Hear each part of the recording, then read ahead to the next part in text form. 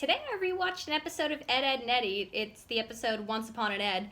So the setup is the Eds are stuck in Johnny's wall, great setup, and they're explaining to him how they got there, with 3 different versions of how it happened.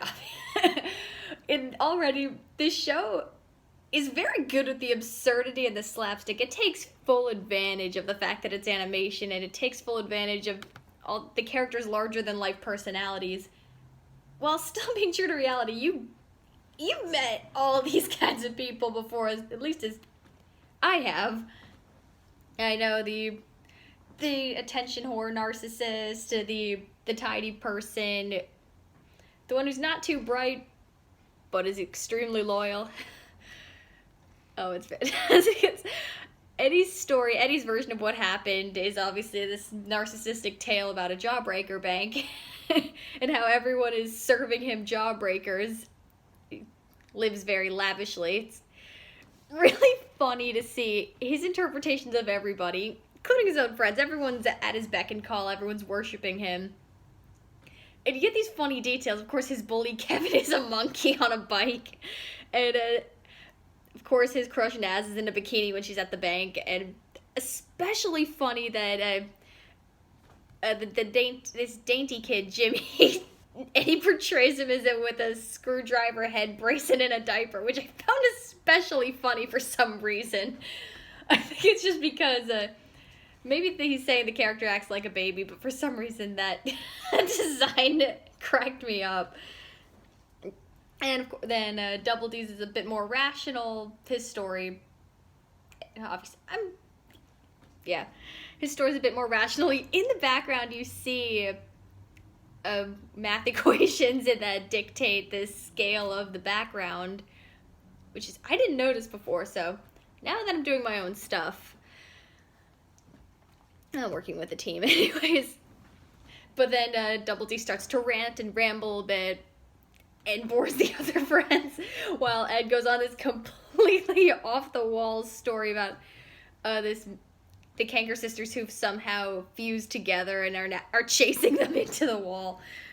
You can kind of get what happened based on that. And then it ends with the Kankers who are in the other side of the wall, chasing the Eds through the inside of Johnny's house. Hilarious setup.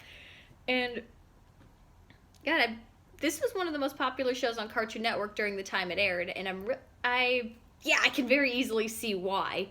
But the imagination, funny story about that. So the creator, Danny Antonucci, was mostly known for very violent adult cartoons, and he made this on a bet with his friends that he couldn't make a kid show.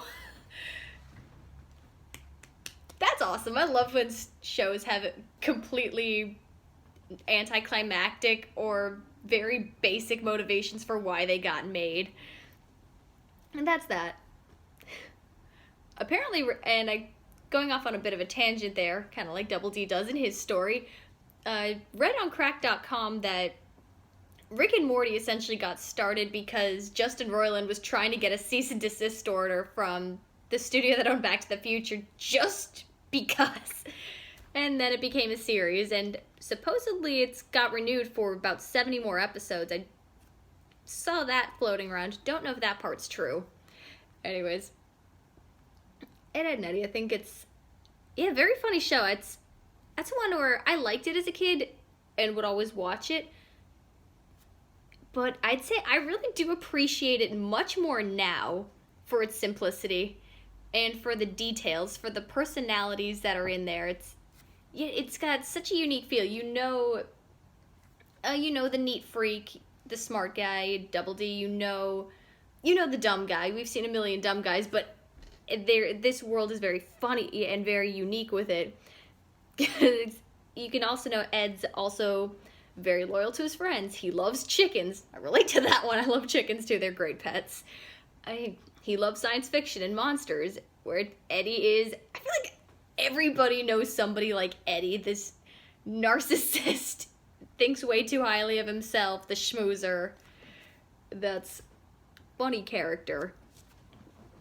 There's some especially great episodes where he's trying to if he's not trying to scam the neighborhood out of their money, he's just trying to get attention, which leads to some great setups. And I like the rules of this world are so so great. So funny. I'm just gonna gush about the show as a whole, because I did watch most, if not all of it. I actually have not seen the final movie. But yeah, I like the characters have noodle arms, and yet select characters have obscene amounts of strength, which is great to watch. The sound effects are used very well. The pacing is good. They're 11-minute episodes, which I would personally find harder to write, but that most shows tend to.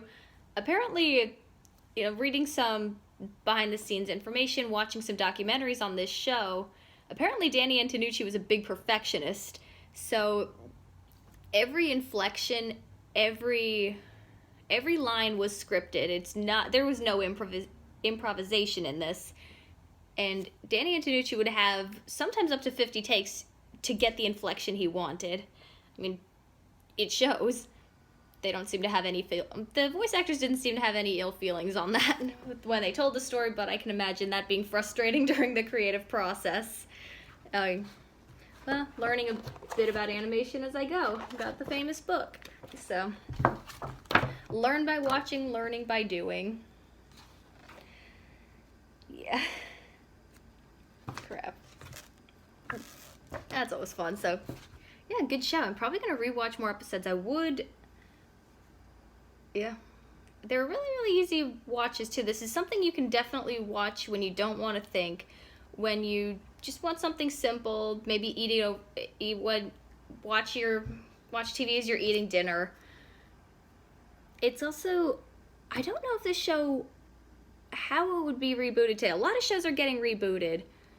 I'm not really sure how this one would go, because this show has such a timeless feel to it. I mean, it could take place most likely before our time, because there's obviously you see computers in there, but you also see typewriters. I always kind of got an 80s, 90s feel from this.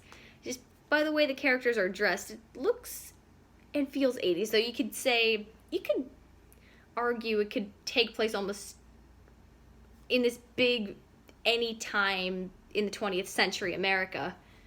Maybe Canada. Could be Canada too. I don't know. I think I read that it was supposedly set in Canada and made there. Anyways, those are my tangent on Ed, Edd n Eddy based on one 11-minute episode, but it's a show that I know very well, so check it out if you get a chance. You'll probably be very surprised. Oh yeah, one more thing. There are some references in there that you wouldn't get the first time around unless you grew up with some of these movies. For example, the last line in the episode I watched is, "It's a never-ending story," like the 80s movie. And Eddy says something to Ed like, "Oh, yeah, great story, Hemingway." Good job on that one. Did not read my first Hemingway short story until about 8th grade. I'd say that's one to check out as an adult. If you grew up with the show, even if you didn't, I'm really curious to see what someone watching this for the first time would think. I feel like this is a show where, even if you didn't grow up with it, you can at least appreciate it and find it funny. If you're an animation fan, I'd say you probably already watched it, but it's a good one to check out.